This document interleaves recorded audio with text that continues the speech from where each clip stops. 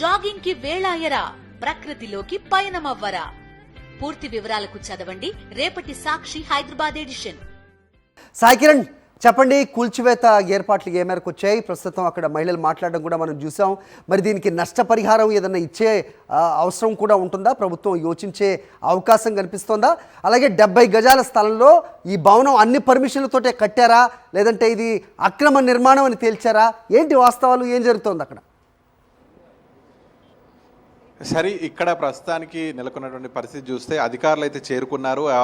కొంత నేలకు ఒరుగుతున్నటువంటి ఆ భవనాన్ని కూల్చే ప్రయత్నం చేస్తున్నారు. జిహెచ్ఎంసీ అధికారులు పూర్తిగా కట్టుదిట్ట ఏర్పాట్లు చేసిన తర్వాతనే ఆ భవనాన్ని పూర్తిగా నిలమట్టం చేసే పనిలో ఉన్నారు. ఇప్పటికే హైడ్రాలిక్ యంత్రాలను తీసుకొచ్చారు, భారీ యంత్రాలను. అయితే ఈ సంఘటన నిన్న రాత్రి 8 గంటలకు జరిగింది.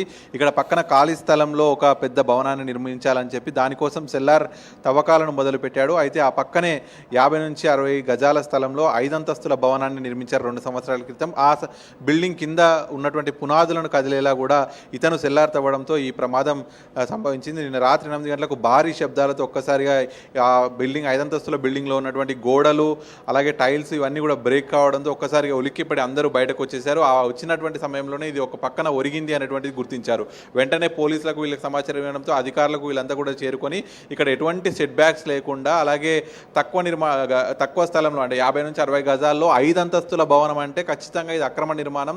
దీన్ని మరి అధికారులు ఏ విధంగా ఆలోచిస్తారనేటువంటిది మాత్రం ఇప్పుడు అధికారులు ఎవరు, ఏ విధంగా పర్మిషన్స్ తీసుకుంటున్నారు, అలాగే ప్రాపర్టీ ట్యాక్స్ కూడా కట్టాల్సి ఉంటుంది, వసూలు చేస్తారు. ప్రతి సంవత్సరం ప్రాపర్టీ ట్యాక్స్ వసూలు చేస్తున్నప్పుడు మరి వాళ్ళు ఈ 5 ఫ్లోర్లకు సంబంధించినటువంటి కట్టాల్సి ఉంటుంది. కానీ పర్మిషన్లు ఏవైతే 50 గజాల లోపు అంటే G+1 మాత్రమే కట్టాలి, 50 గజాల మీద 100 గజాల లోపు అంటే G+2 మాత్రమే కట్టాలి. కానీ వీళ్ళు ఇక్కడ ఏకంగా ఇంత చిన్న స్థలంలో 5 అంతస్తుల భవనం నిర్మించారంటే ఖచ్చితంగా ఇది అక్రమ నిర్మాణం. సో మరి దీనికి బాధ్యులు ఎవరైనటువంటిది తేలాల్సింది. కానీ ఇందులో మొత్తం ఈ 5 ఫ్లోర్లలో దాదాపు 30 మంది వరకు నివసిస్తుంటారు. వాళ్ళంతా కూడా బయటకు వెళ్ళారు. అయితే ఈ బిల్డింగ్ మొత్తం సంబంధించినటువంటి యజమాని అయితే ఇప్పుడు ఈ పక్కన ఏదైతే ఫ్లాట్ కొత్త నిర్మాణం చేపట్టాలనుకుంటున్నారో అతని నిర్లక్ష్యం వల్ల మరి మా బిల్డింగ్ ఈ స్థితికి వచ్చింది, ఇప్పుడు అది కూలే స్థితిలో ఉంది కాబట్టి మరి ఖచ్చితంగా నాకు నష్టపరిహారం చెల్లించాలి అని చెప్పి ఆయన అడుగుతున్నాడు. కానీ ఇక్కడ ఎవరైతే ఈ ప్రమాదానికి కారణమైనటువంటి ఈ ఫ్లాట్ ఓనర్ మాత్రం ప్రస్తుతం పరారీలో ఉన్నాడు.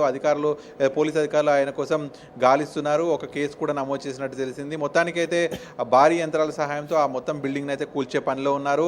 ఆ పక్కన చుట్టుపక్కల నిర్మాణాలకు ఎటువంటి నష్టం కలగకుండా, ఎవరికి ఎటువంటి ఇబ్బంది కలగకుండా దీన్ని నేలమట్టం చేసే పనిలో ఉన్నారు. పూర్తిగా కొంత నేలకైతే ఒరిగింది, క్రాక్స్ కూడా వచ్చాయి. సో మరి ఖచ్చితంగా ఇప్పుడు హైదరాబాద్లో ఉన్నటువంటి అనేక బిల్డింగ్ల సమస్య కూడా ఇది. అయితే మనకు గతంలో కూడా చాలాసార్లు అనేక బిల్డింగ్స్ నేల కొరిగినటువంటి పరిస్థితిని కూడా